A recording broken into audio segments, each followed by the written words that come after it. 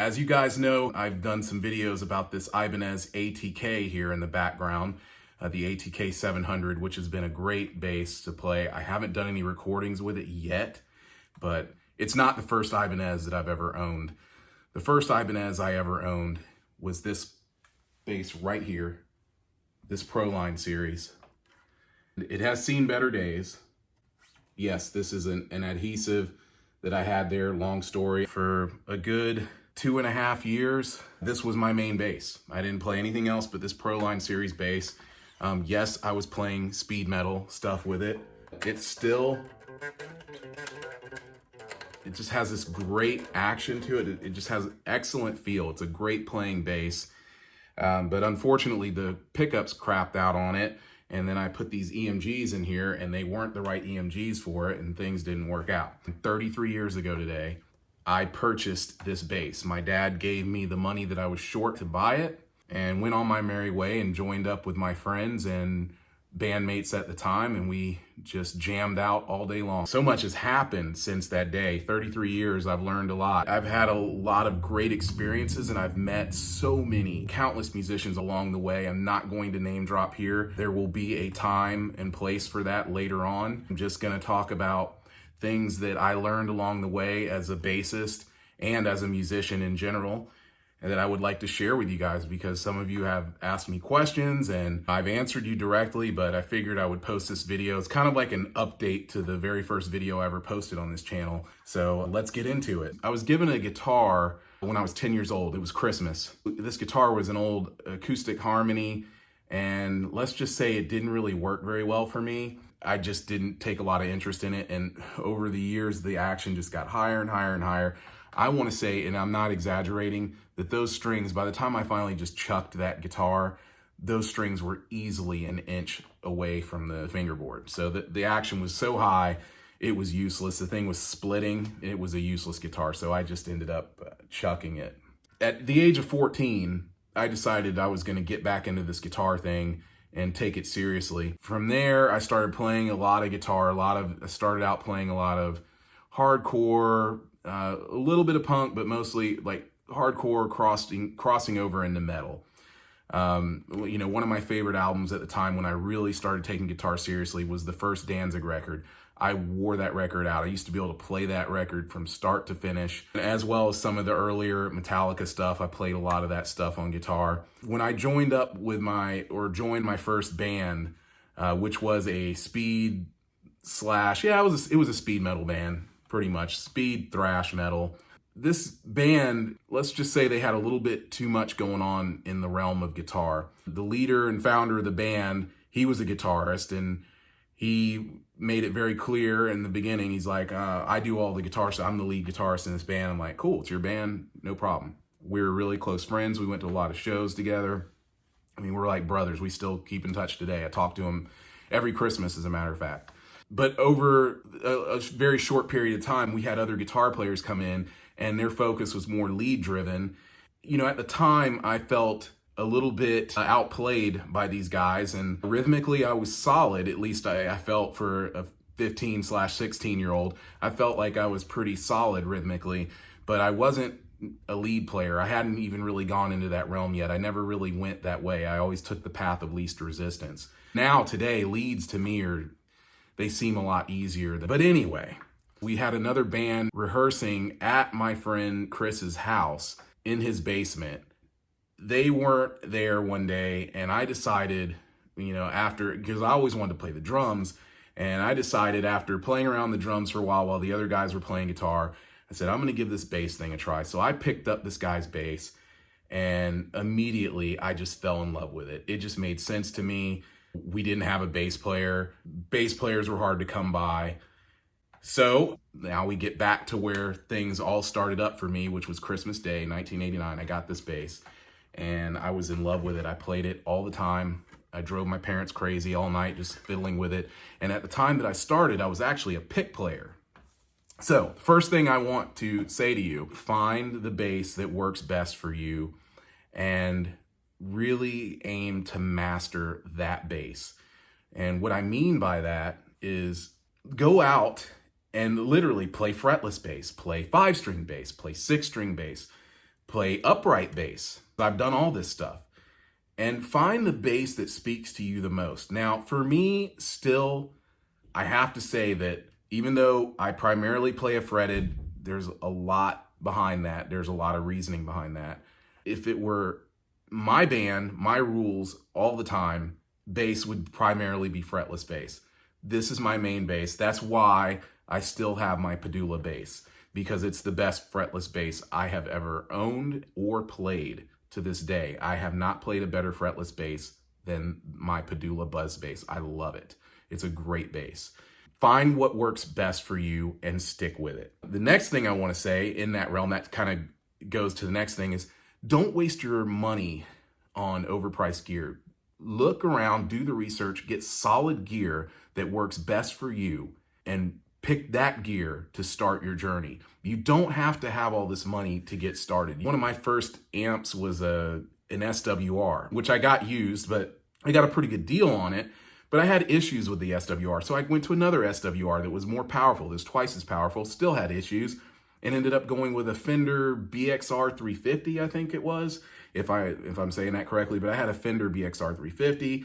I have played so many bass amps over the years, and I'm gonna tell you right now, nothing ever served me better than my Ampeg SVT3. I had one that got stolen in a studio robbery, my first one, and I ended up getting another one a couple years later after breaking my back toting an original SVT head, which was just massively heavy. The amp itself, the head itself, was a little bit over, just somewhere around 100 pounds, which was pretty heavy when you're carrying that in a road case and everything. I got really tired of that, gigging night after night and playing with that. I couldn't do it anymore. But the SVT3, at the time that I bought it, or when I bought the first one, I think the retail was about $600 on it. Now, this was in the 90s. This was in the late 90s. I want to say 1996.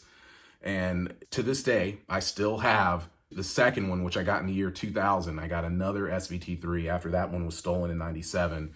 And I got tired of dragging around an SVT2, which was tube. These were tube amps, by the way. But the SVT3 has the tube preamp, sounds just like an SVT, but it's solid state, much lighter, much easier to carry around. And the best thing about it, you can just throw it on top of any speaker cabinet and you're going to get that classic Ampeg sound. Best to use Ampeg speakers, but either way, that is my recommendation, is to go with Ampeg. I think they're really good. There are a lot of other good brands as well. I'll put links to these brands in the description below so you guys can check that stuff out. But either way, just get you a solid bass. As I mentioned before, this ATK 700, I actually picked it up for $450. I see that the prices have gone up significantly. They've doubled since I bought this bass. So now if you found one of these, you'd be lucky to pay less than $1,000 for it, because people are finding out that these are really good sleeper basses. And that was another thing I was telling someone yesterday, talking about sleeper brands, which Ibanez being one of those brands.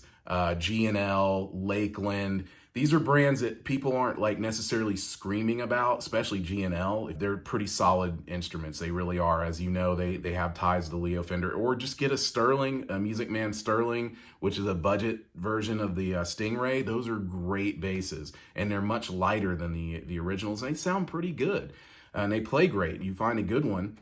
So those are brands that I would stick with. I would leave a lot of that other stuff alone until you get more serious. If you want to buy those boutique basses, do your research and really make sure that's something you want to do. I think boutique basses, especially ones that are like, let's just be realistic here. Let's just say $3,000 and up.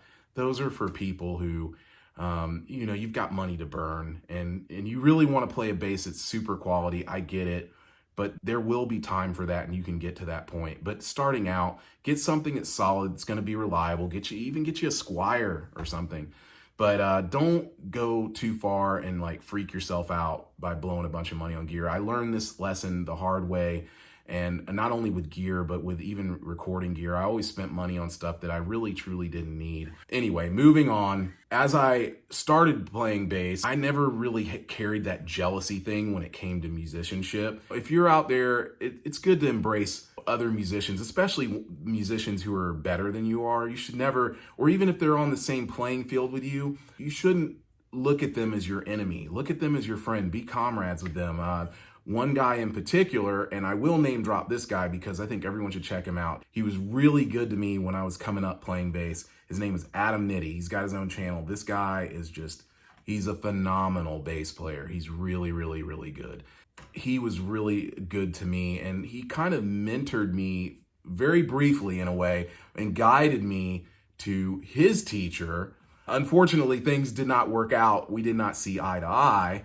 And this kind of plays into the next thing that I'm going to tell you is about being open to suggestions from other musicians about your playing. This is something else that I mentioned in that first video. It's not a good idea to be someone who you can't talk to when you have a suggestion or you think you might be able to tell them something that could help them. It's not a good feeling to feel like that person would lash out against you. And I was that guy. I was the guy who would lash out at someone because I took it as an offense if someone were trying to tell me something, because frankly, I had an ego. I did.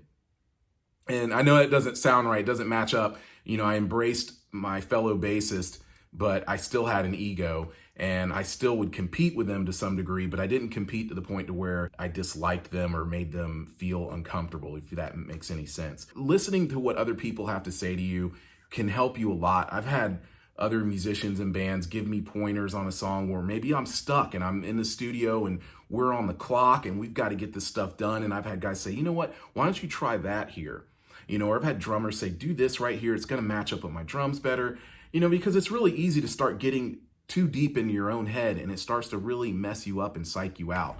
And that can be detrimental to you, not only you, but your entire band and the whole recording process. You don't want that. So be open to other suggestions. And with that said, always be humble. Stay humble. Don't get an ego.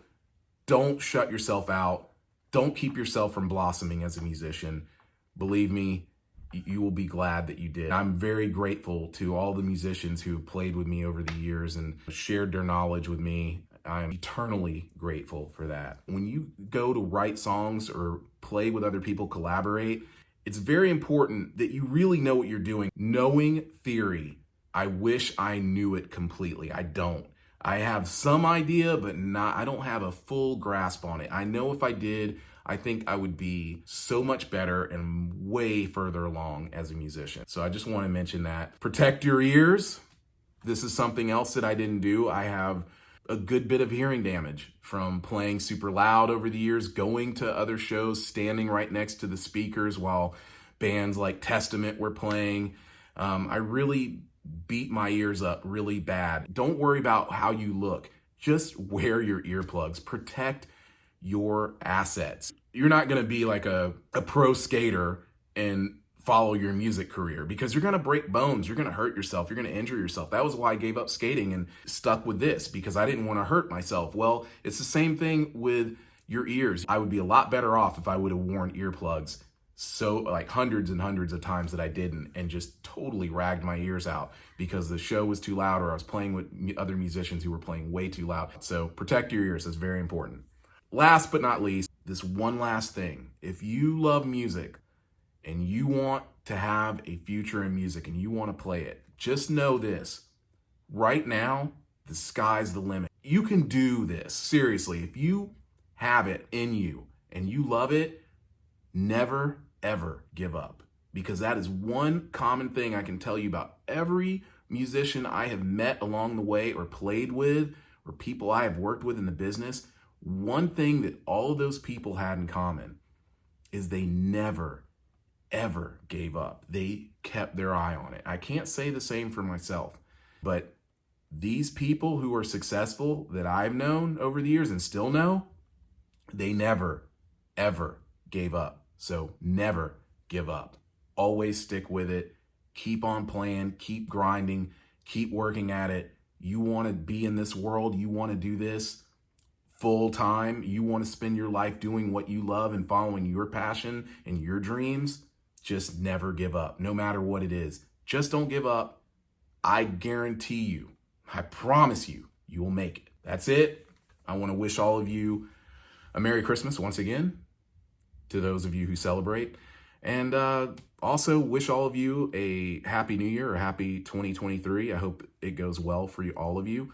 I want to thank all of you who are watching my videos and subscribing. I've got plenty more coming to you. I know there were a lot of things that I promised in some of these videos that I was either late getting them out to you or still haven't yet to get them to you. I'm not going to make any excuses. Some of you can watch the videos and find out what's been going on with me this year. 2022 has been 2022. I'm not going to say anything else, but I'm going to keep at it. I'm not going to give up. I'll have another video out to you soon.